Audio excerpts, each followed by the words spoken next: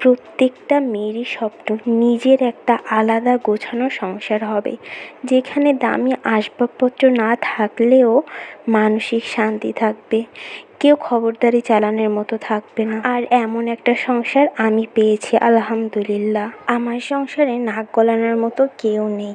আমি আমার মতো যখন ইচ্ছা যা ইচ্ছা করতে পারি। আর এটা কি আমি আমার ভাগ্য মনে করি, কারণ বর্তমান সমাজে অনেক মেয়ে আছে যারা নিজেদের মন মতো নিজেদের সংসার সাজাতে পারে না। হয়তোবা অনেক টাকা আছে, কিন্তু জয়েন্ট ফ্যামিলির কারণে তাদের জীবনটা অন্যরকম। তাই বলে যে আমি সবার কথা বলছি ব্যাপারটা এমনও না। অনেক শ্বশুর শাশুড়ি কিংবা অনেক জয়েন্ট ফ্যামিলির মানুষ আছে যারা এই ব্যাপারগুলো বুঝতে পারে যে আসলে সংসার কোনো একটা নিয়ম না, সংসার হচ্ছে গিয়ে নিজের মতো করে নিজে থাকা, চলা এবং জীবনযাপন। তো যাই হোক, যেমন আজকে আমার ঘুম থেকে উঠতে উঠতে কিন্তু 11টা বেজে গিয়েছে। আর 11টার সময় কিন্তু আমি আমার এই সংসারের টুকিটাকি কাজকর্ম গুছিয়ে রাখছি। আর এখন যেহেতু রমজান মাস, সেহেতু কাজে তেমন একটা কোনো চাপও নেই, খাওয়া দাওয়া নেই।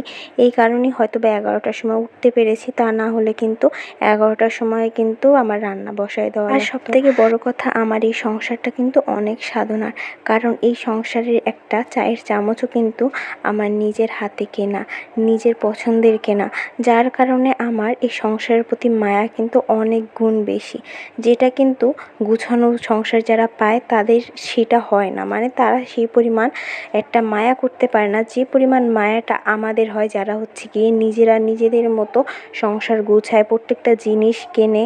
আর আমি যেহেতু শ্বশুর শাশুড়ির সাথে থাকি না, আলাদা থাকি, সেহেতু এই জিনিসটা আমার মধ্যে কাজ করে।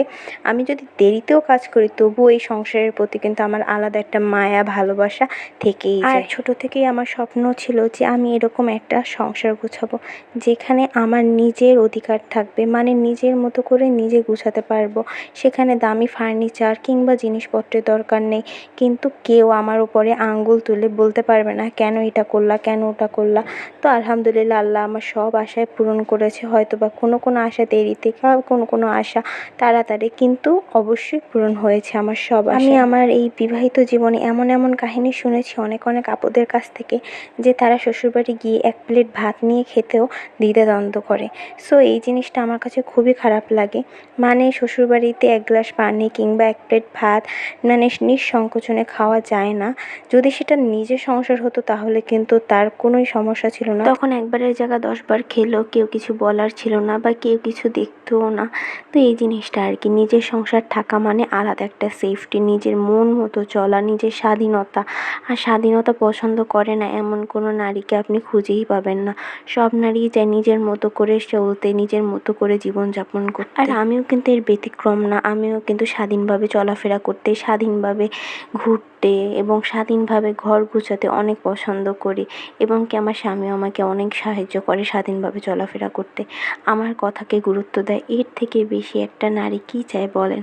আমি তাকে যেটা বলি সেটাকেই গুরুত্ব দিয়ে আমার সাথেই থাকে বা আমাকে রেসপন্স করে, এই জিনিসটা। তো যাই হোক, দেখেন কথা বলতে বলতে আপনাদের সাথে আমার সংসারের কিন্তু সব কাজই প্রায় শেষ। আর এখন হচ্ছে গিয়ে গোসল করতে যাব, কারণ এখন 12টা বাজে। আমার ভিডিওটি ভালো লাগলে অবশ্যই লাইক, কমেন্ট, শেয়ার এবং অবশ্যই পেজটি ফলো করে রাখবেন।